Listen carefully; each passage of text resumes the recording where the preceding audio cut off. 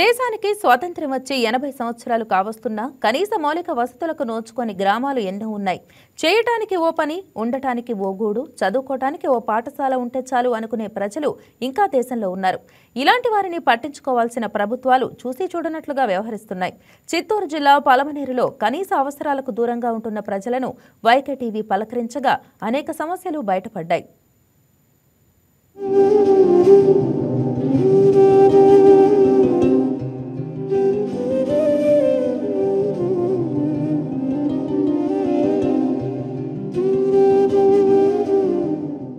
చిత్తూరు జిల్లాకు సంబంధించి పలమనేరు మున్సిపాలిటీ పరిధిలోటువంటి మనం షికారి కాలనీలో ఉన్నాం.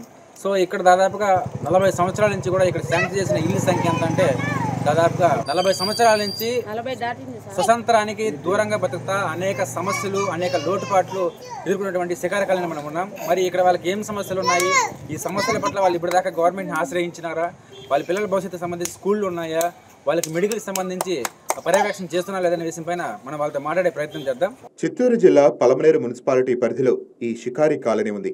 కనీస మౌలిక వసతులకు దూరంగా ఇక్కడి ప్రజలు జీవనం సాగిస్తున్నారు. వర్షం పడితే జలాశయాలను తలపించే ఇళ్లలోనే బతుకు ఇడుస్తున్నారు. డ్రైనేజీ, వీధి దీపాలు లేకుండా, రోడ్లు కూడా సరిగా లేకుండా ఇబ్బందులు పడుతున్నారు. పిల్లలను చదివించడానికి ఒక్క పాఠశాల కూడా లేదంటే వీరి పరిస్థితి ఎంత దారుణంగా ఉందో అర్థం చేసుకోవచ్చు.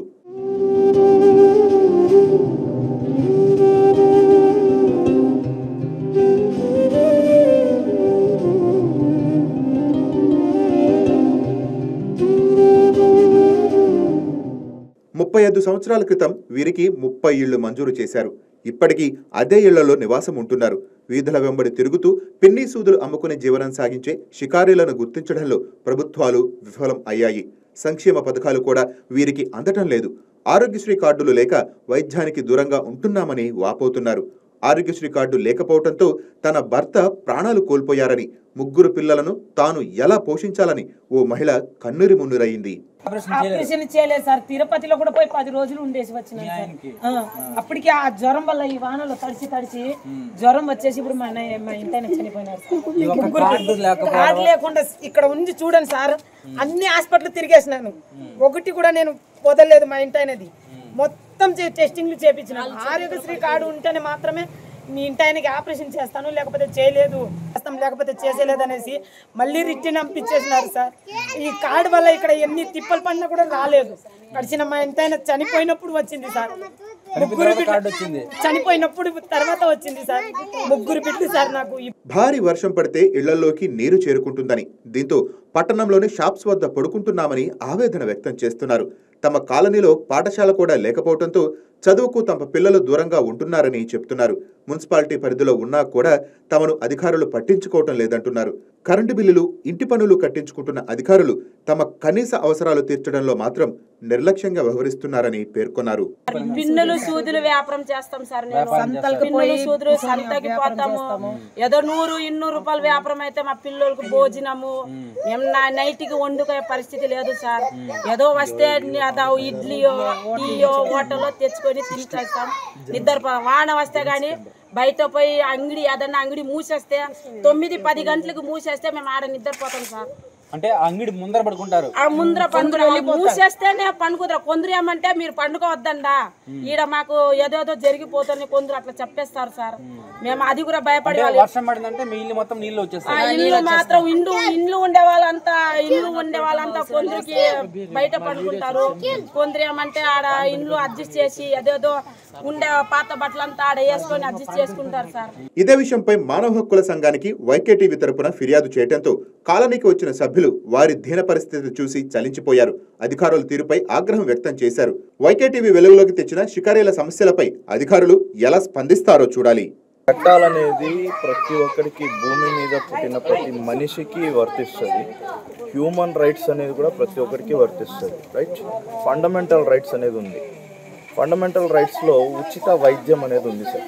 ఇప్పుడు మీరు ఇందాక అన్నారు ఒక వ్యక్తి చనిపోయాడు అని. ఆరోగ్యశ్రీ కార్డు లేకపోవడం వల్ల చనిపోయాడు అని.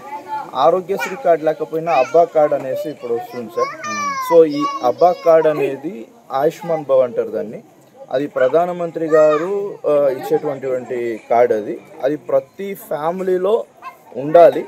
సో మేము ఖచ్చితంగా ఈ ఏరియాలో అయితే ఒకరోజు అవేర్నెస్ క్యాంప్ పెట్టి ప్రతి ఒక్కరికి ఇంటింటిలో ఉన్నటువంటి ప్రతి వ్యక్తుల్ని మా టీం ఇక్కడికి వచ్చి పిలిచి వాళ్ళకి దగ్గరుండి మేము ఆయుష్మాన్ భారత్ కార్డ్స్ అనేది చేపిస్తాం. ఖచ్చితంగా ఇక్కడ ఉన్నటువంటి ప్రజలందరికీ ఏదైతే ప్రభుత్వం నుండి అందాలో ప్రతి ఒక్కటి అందేలా మేము ఖచ్చితంగా ప్రయత్నం అయితే చేస్తాం. మనం ఇప్పుడు దాకా అయితే చూసామన్నమాట. పలమనేరు మున్సిపాలిటీ పరిధిలో ఉన్నటువంటి షికారు కాలనీలో ఎన్ని సమస్యలు ఉన్నాయని చెప్పేసి వాళ్ళ మాటలు వాళ్ళు చెప్పడం జరిగింది. ఒకవేళ పూర్తి స్థాయిలో వర్షం పడితే కూడా ఆ నీటిలోనే వాళ్ళు ఆ నైట్ మొత్తం ఏదైతే మాడం పట్టుకుంటుందో అందులో కూడా ఆ నీటిలోనే ఉండి చిన్నపిల్లలు పెట్టుకుని కూడా చాలా ఇబ్బందులు పడుతున్నామని చెప్పి కూడా వాళ్ళ ఆవేదనలు అయితే చెప్పడం జరిగింది. మరి దీనికి సంబంధించి కూడా హ్యూమన్ రైట్స్ కూడా వెంటనే స్పందించి ఇక్కడికి రావడం జరిగింది. వచ్చి పూర్తి స్థాయిలో తిరిగినటువంటి హక్కుల్ని కాపాడడానికి కూడా హ్యూమన్ రైట్స్ పూర్తి స్థాయిలో పోరాటం చేసి కూడా చెప్పడం జరిగింది. మరి ఒక చిన్న ఆరోగ్యశ్రీ కార్డు లేకపోవడం వల్ల ఒక వ్యక్తిని చంపుకున్నామని చెప్పేసి ఒక ఫ్యామిలీ అయితే వాళ్ళు కన్నీరు మున్నీరు అయ్యారు. మరి అధికారులు ఏం చేస్తున్నట్లు 79 సంవత్సరాల భారత స్వతంత్ర దేశంలో ఇప్పుడు దాకా స్వతంత్రం రాకుండా కూడా వీళ్ళంతా ఇబ్బందులు పడుతున్నారు మనం చూసుకోవచ్చు. మరి అధికారులు వెంటనే స్పందించాలని చెప్పేసి మా వైకేట్ టీవీ ద్వారా దీన్ని ఆకాంక్షిస్తున్నాం. అధికారులు వెంటనే స్పందిస్తారని చెప్పేసి కోరుకుంటున్నాం. వీడియో జర్నలిస్ట్ సీనుతో శివకుమార్, వైకేట్ TV, Chittoor district. For further updates, keep watching YK News. ఇది తెలుగు వారి గుండె చప్పుడు.